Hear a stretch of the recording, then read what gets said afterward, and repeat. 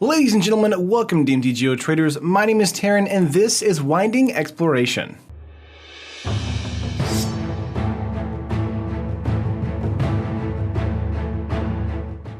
Alright guys, this is the last deck of the week. As you know, Fridays are Fan Fridays, so this is Winding Exploration. It is a black-green Winding Constrictor deck that uses the Exploration mechanic to get a lot of counters or get a lot of mana and play out some bigger creatures. But before we get into the video, of course, make sure to hit the like button and subscribe to the channel if you haven't already, and hit the bell right beside the subscribe button to make sure you know when we get a new upload or when we go live on stream right here on YouTube. So now that that's out of the way, let's get right into the deck. At the 1 mana slot, we have 3 Deadeye Tracker, a 1 mana 1/1 human pirate, where you can pay 2 and tap it, exile 2 target cards from an opponent's graveyard, Deadeye Tracker Explorer. So this is a really great mid to late game exploration mechanic here that's recurring. This is also a guide to hold in your hand whenever you're playing up against a Godfrey's Gift deck or a Bomb or Eternalized deck where you would like to be able to remove cards from their graveyard or help yourself get some extra land or some counters on the Deadeye Tracker. Of course, if there's a Winding Constrictor on the battlefield and we don't hit a land, Deadeye Tracker becomes a 3/3, a 5/5, and so on.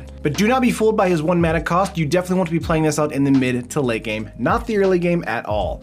Moving on from Deadeye Tracker, we have Merfolk Branchwalker. This is a 2 mana 2/1 Merfolk Scout. When Merfolk Branchwalker enters the battlefield, it explores. So it's a 2/1 for 2 that explores that can become a possible 2/3 or give you a land. So again, it could be a possible 4/3 with a Winding Constrictor on the battlefield for only 2 mana, which is still very good. That's going to give any kind of dinosaur deck a run for its money for sure, because Merfolk Branchwalker is either going to be mana ramping you or becoming a big creature itself. So moving on from Branchwalker, we have Seeker Squire, which is another one for us. It is a 1/2 that turns into a 2/3 or a 3/4, which is quite good for 2 mana as well. Keep in mind that only happens if we do not hit a land, and there are 24 lands in the deck, so that is likely, but at the same time, near the mid to the end of the match, that's not going to be the case at all. So these are the cards where you kind of want to play them out early to get your land drops, and then the mid to late game, they're nothing but gas. So the deck has a very nice kind of curve where it levels as you go on throughout the match. So the less land that are in the deck, the more likelihood of you exploring and being able to put counters on these guys,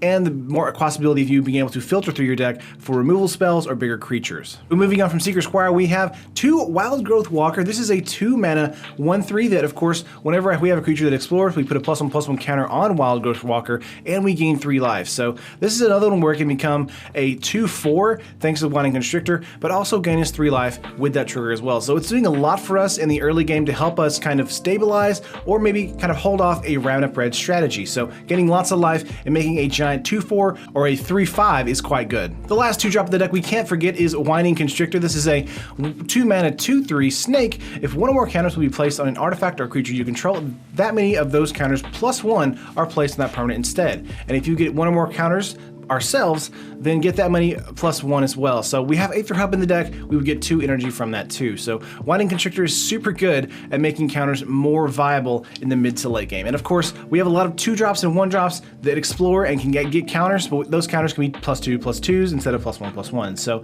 it is a deck that again scales the longer the match goes on. But moving on from Winding Constrictor, we have 2 Rishkar Pima Renegade, a 3 mana 2/2 that actually is, when it enters the battlefield, we put 2 +1/+1 counters on each of up to 2 target creatures, and each creature we control with a counter on it, we can tap and add green mana to our mana pool. One of the best interactions in this deck for us is that we have a lot of Explore creatures, so they might have +1/+1 counters on them as well. So when Rishkar enters the battlefield, we might already have creatures untapped to do a second follow-up play for green mana. That's primarily why the reason is that we only have the Squire and the Deadeye Tracker in the deck, and most of everything else is green mana. So at the top of our curve, besides Rishkar, is of course 4 Verdurous Gearhulk.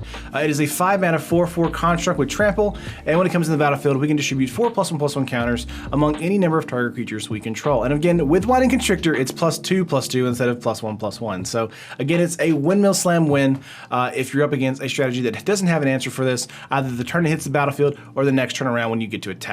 The last 2 creatures in the deck we have are 2 Walking Ballista. This is one of the more expensive creatures you can actually probably take out and just put in another Deadeye Tracker and something else, maybe another Rishkar. But Walking Ballista is great here because it's great at hitting opponents' creatures down, and it's great at hitting an opponent directly near the end of the match. However, if they do have a Solemnity on the battlefield, you definitely want to board this out because it dies as soon as it hits the board. But that is it for creatures. We have 25 in total. Let's move on to spells. We have 3 Blossoming Defense. Of course, this is a great green spell for us. It gives our creatures +2/+2 and Hexproof into end of turn, so any kind of Fatal Push, any kind of Vraska's Contempt, any kind of removal spell that's going to be targeted towards a specific creature, such as a Winding Constrictor, we're going to get rid of thanks to the Blossoming Defense.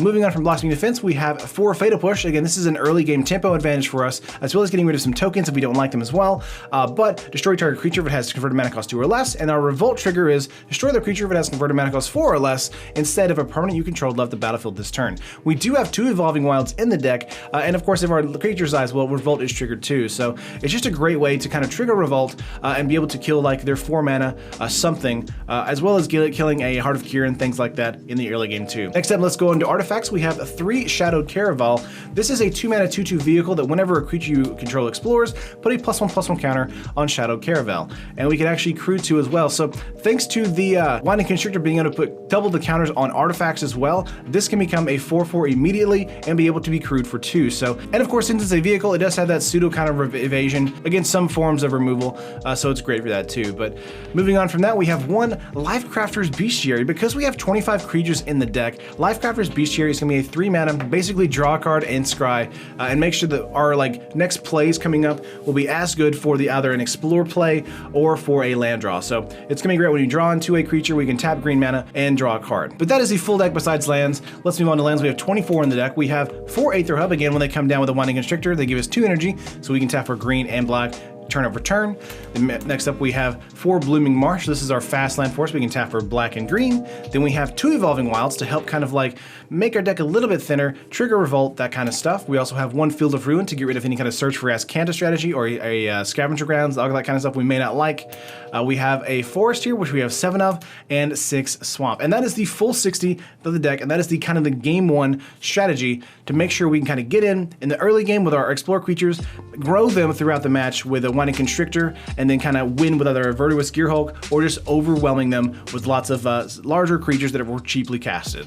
But let's say game 1 didn't go too well. Let's go to the sideboard here. We have 2 Appetite for the Unnatural, a great card to kill a target artifact or enchantment, and we gain 2 life, of course. 3 mana instant for that. Moving on from this, we also have another card that does a similar thing, which is Crushing Canopy, 3 mana instant. Choose 1, destroy target creature with flying, which is basically destroy target Glorybringer and destroy target enchantment as well. So this is really dependent on what kind of strategy you're playing up against.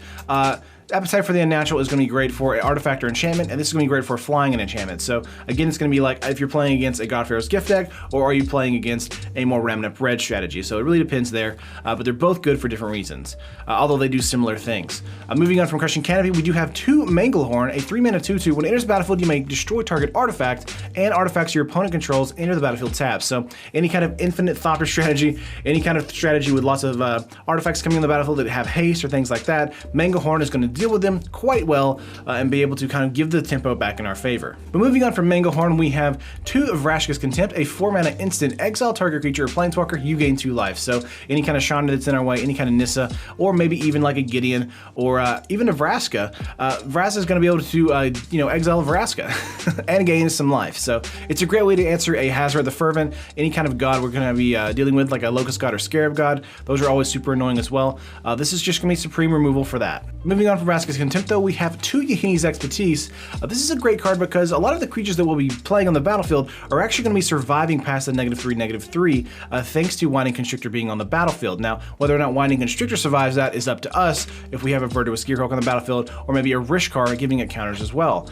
But a Yahini's Expertise is going to be a great way to play this out, then cast a card with converted mana cost 3 mana or less from our hand without paying its mana cost. So that would be something like another card that's going to have us explore, or maybe a Crushing Canopy or Appetite for the Unnatural to kind of destroy another artifact or enchantment or flying creature. Moving on from Yahini, though, we have 1 Nissa Vital Force in the sideboard here, 5 mana, 5 loyalty, 3 ability Planeswalker. Again, it's a great way to end a match if we have the situation where we have like no creatures on the battlefield thanks to a heavy removal strategy. Nissa Vital Force creates creatures with our lands, and then we can also do that, as well as grab a permanent card from our graveyard and put it back into our hand. Nissa's Ultimate is also decent as well, thanks to our cards being able to explore and filter through our deck quickly. So that is something to keep in mind too. And it does go off fairly quickly, just takes 2 turns to have it go off, and then you know, you're done. Nista does represent a fairly large force to be reckoned with if they do not handle it immediately.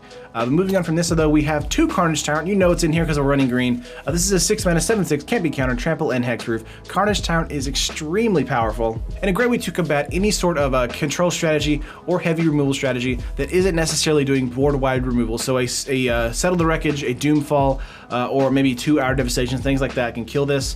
But most of the time they're not going to be able to do that, so Carnage Tyrant's just going to hit the board and be a giant, massive threat and eventually overtake the match. The last 2 cards in the sideboard for us are Vraska Relic Seeker, a 6 mana, 6 loyalty, 3 ability Planeswalker. It's +1, create a 2/2 black pirate creature token with Menace, which is a great ability. It protects itself. It's -3, destroy target artifact, creature, or enchantment. Create a colorless treasure artifact token. So that's really great for us and gaining some momentum for us. And it's -10 is, of course, target player's life total becomes 1. We'll probably never get to that.